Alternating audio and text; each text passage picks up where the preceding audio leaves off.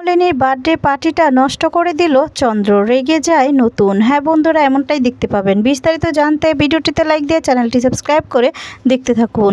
গল্পের শুরুতেই দেখা যাবে কমলিনী সবাই যখন তার বাপের বাড়িতে যায় আর সেখানে অনন্যাদেরকে দেখতে পায়, আর তখন দেখা যাবে অনন্যারা এখানে থাকলে যখন এদিকে নতুন বলে যে ডলকে বিয়ে করতে পারবে না, তখন তো সে অনেক বেশি রেগে যায়।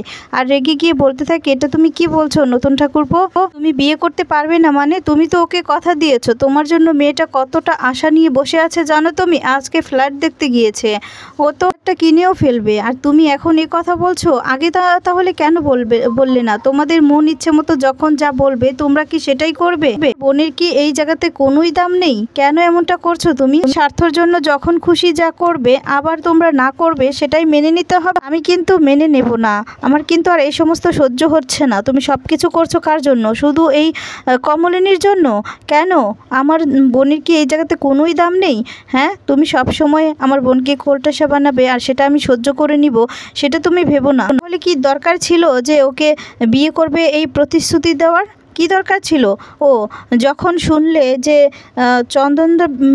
চন্দনদা সংসারটা করতে পারছে না, কমলিনী তোমার জন্য এই সংসারটা করতে পারছে না, তখন তুমি রাজি হয়ে গেলে। আর যখন যেই শুনলে যে চন্দনদা দোষ করেছে, সে আরেকটা বিয়ে করেছে, সেই তুমি আবার বারণ করছো কেন? হ্যাঁ, কেন এই সমস্ত করছো তুমি? আর সহ্য করব না কমলিনী, সবটাই তোমার জন্য হয়েছে, তোমাকে আমি ছাড়বো না, তোমাকে কিছুতেই ছাড়বো না। তখন কমলিনী বলে, আমি কি বারণ করেছি?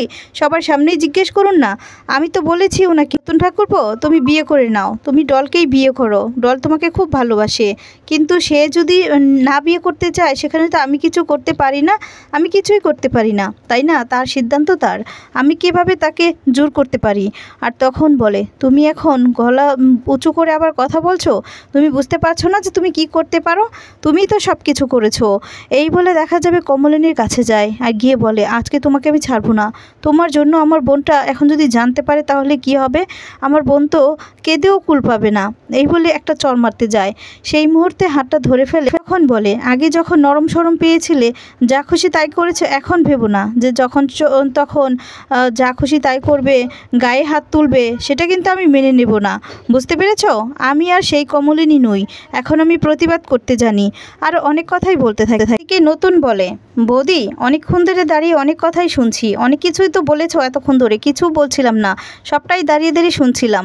তো তুমি বিয়ে করবো না, তাতে তোমাদের কি সমস্যা শুনি?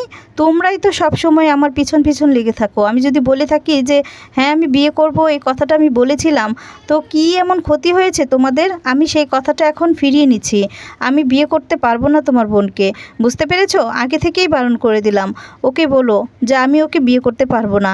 হ্যাঁ, একটা সময় বলেছিলাম বিয়ে করব, কিন্তু এখন আমি সম্পূর্ণভাবে বারণ করছি যে আমি বিয়ে করছি বলতে থাকে। আচ্ছা, এখানে দাঁড়িয়ে আমাদের তো সময় নষ্ট করার কোনো প্রশ্নই আসে না। আমাদের কি সময়ের মূল্য নেই? আচ্ছা তো ঠিক আছে, তোমাদের কিছু দিতে হবে না, কিছু খাবো না। মাসিমা আজকে না কিছু মনে করবে না, আজকে না কিছু খেতে পারবো না গো, অনেকটাই লেট হয়ে গেছে। তখন বলে, সে কি কথা? এই বৌমা তুমি দাঁড়িয়ে আছো যে? আর তখন বলে, আসলে পাকা কথাটা যদি হয়ে যেত তারপর। আর তখন বলে, তুমি কি বলছো কি? মানে তোমার কথাতে বোঝা যাচ্ছে যে আমার মেয়েটা এতদিন পর বাড়িতে এসেছে আর এখন খালি মুখে ফিরে যাবে, তোমার পাকা কথার জন্য বসে থাকবে? তোমরা পাকা কথা বলো না, সারা দিনই তো পড়ে রয়েছে, বলো আমার অন্তত আমার মেয়েটাকে কিছু অন্তত খাইয়ে দাও। তখন কমলিনী বলে, মা তুমি আমাকে নিয়ে এতটা ব্যস্ত হয়েও না, আমি না কিছু খেতে চাই না গো, আমার আর সেই মুড নেই খাওয়ার মতো, আমি খাবো না। আর তখন বলে, মা তুই এমন করে কেন কথা বলছিস, কেন খাবি না তুই? আর তখন বলে, না মা আমি খেতে পারবো না এখন, যা সব কথা হচ্ছে না সমস্ত কথাই আমার পেট ভরে গিয়েছে। এই সমস্ত বলে সেখান থেকে চলে যেতে লাগে। তারপর দেখা সবাই মিলে সেখান থেকে চলে যেতে লাগলে, এদিকে তখন বলতে থাকে অনন্যা যে, নতুন ঠাকুরপো তুমি কিন্তু যেই কাজটা করেছো একদম ঠিক করোনি, এর জন্য কিন্তু আমি দেখো কি করি, আর তোমাকে এর জন্য ফস্তাতে হবে, এটাই মনে রেখো। আর তখন বলে, তুমি আমাকে কি থ্রেট দিচ্ছ? কি করবে তুমি? যা খুশি তুমি তাই করে নাও, আমি যা সিদ্ধান্ত নিয়েছি একদম ঠিক নিয়েছি, বুঝতে পেরেছো? আমার না এই জীবনে আর বিয়ে করার প্রয়োজন নেই। তুমি যদি ভেবে থাকো যে আমি হয়তো বা নতুন বৌঠানের সঙ্গে যদি তুমি কিছু ভেবে থাকো, তাহলে না তুমি ভুল করছো, বুঝতে পেরেছো? এই বলে সেখান থেকে চলে যায়, একদম জব্দ হয়ে যায় অনন্যা। তারপর বাড়িতে সবাই চলে যায়। আর তারপর দেখা যাবে যে সন্ধে হতেই একটা পার্টির আয়োজন করে, বাড়িটা এত সুন্দর করে সাজানো দেখে কমলিনী নিজেই অবাক হয়ে যায়, চমকে যায়। আর তারপর থাকে যে এগুলো কে করেছে, তোমাদেরকে হাজার বারণ করা সত্ত্বেও তোমরা এগুলো করেছো, আমি জানি এগুলো আইডিয়াটা কার।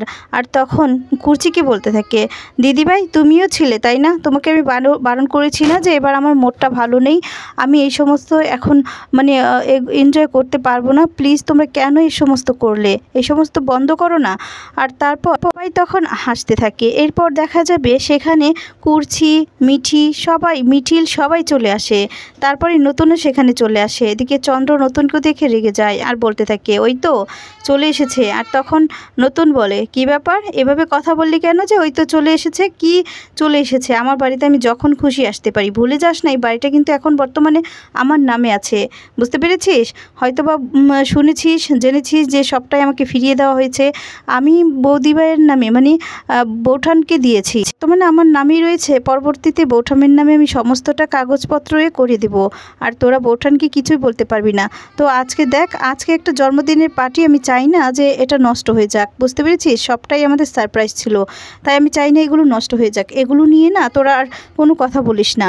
আর তারপর চন্দ্র বলে, হ্যাঁ আমি তো কিছু বললেই আমার দোষ হয়ে যায় তাই না। আর তখন এদিকে ঠাম্মি বলতে থাকে এই সমস্ত দেখে যে যত সব আদিক্ষেতা।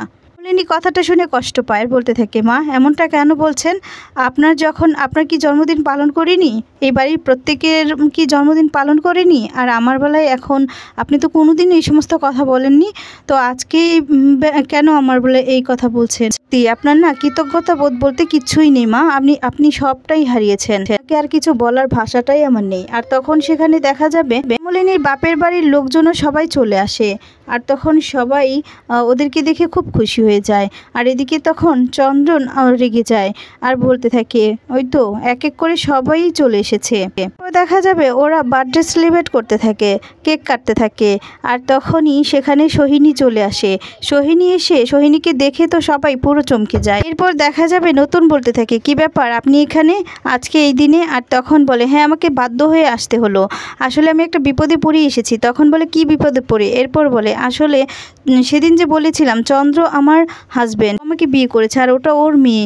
আর তখন বলে, সেটা তো আমরা এখন বললে মানবো না, ঠিক আছে, আপনাকে যে সেদিন যখন জিজ্ঞেস করা হয়েছিল সেদিন কিন্তু বলা হয়েছিল যে আপনি যদি পরবর্তীতে এসে এই সমস্ত বলেন আমরা কিন্তু মানবো না, আজকে আপনারটা আপনিই বুঝে নেবেন, বুঝতে পেরেছেন। তখন বলে, আমি খুব বড় বিপদে পড়েছি, আপনারা এমনটা করবে না। এরপর কমলিনীর হাতে পায়ে ধরে। কমলিনী তখন বলে, আমি এখন কোনো সিদ্ধান্তই নিতে পারবো না, কারণ আমার সমস্তটাই ওরা করছে, তো আপদ বিপদে সবটাই ওনারা আমার পাশে আছে। কুর্চি নতুন সবাইকে দেখিয়ে দেয় আর বলে, যা সিদ্ধান্ত নেওয়ার ওনারাই নিবে, তো আমি আর আপনার সাথে কোনো কথা বলতে চাই না। সেদিন তো জিজ্ঞেস করেছিলাম, কোনো কিছুই তো স্বীকার করেননি তাই না। এখন বলে যে আমি ভুল করেছিলাম, এই লোকটাকে বিশ্বাস করে ভুল করেছিলাম, এই বলে আঙুল দিয়ে দেখিয়ে দেয়। তখন তো চন্দ্র ভয় পেয়ে যায়। আর তখন চন্দ্র বলে, ও মিথ্যে বলছে। এরপর বলে, কত মিথ্যে বললে ঠকাবে তুমি সবাইকে, হ্যাঁ আমি মিথ্যে বলছি, আমি কেন মিথ্যে বলতে যাব, বলেছিলাম তুমি হয়তো বা সবটা ম্যানেজ করে নিবে, কিন্তু না, যত দিন যাচ্ছে আমরা তো কষ্ট করেই যাচ্ছি, আমার মেয়েটা ঠিক পর্যন্ত মানে এখন ঠিকমতো খেতে দিতে পারছি না। আর তখন মেয়েটার কথা শুনে খুব কষ্ট পায় কমলিনী আর বলে, আচ্ছা আমি একটা কথা বলি, মেয়েটাকে না এই বাড়িতে দিয়ে যান, ঠিক আছে, মেয়েটার তো কোনো দোষ নেই, যা দোষ করেছেন আপনি করেছেন, আপনার হাজব্যান্ড করেছে তাই না, মেয়েটা তো কোনো দোষ করেনি, তাই মেয়েটাকে কোনো শাস্তি দিতে চাই না, মেয়েটাকে না এই বাড়িতে দিয়ে যাবেন। এই কথা শুনে বলতে থাকে, সত্যি আপনি খুব না দয়ালু, আমি যদি জানতাম না এই চন্দ্র আপনাকে বিয়ে করেছে বা 3টি সন্তান আছে, কখনোই আমি এই ভুলটা করতাম না, সত্যিই আমি জানতাম না। আর তারপর বড়কে ক্ষমা করে দিন আপনি। বন্ধুরা যদি এমনটাই হয় তোমাদের কেমন লাগবে কমেন্টস করে জানিয়ে দাও।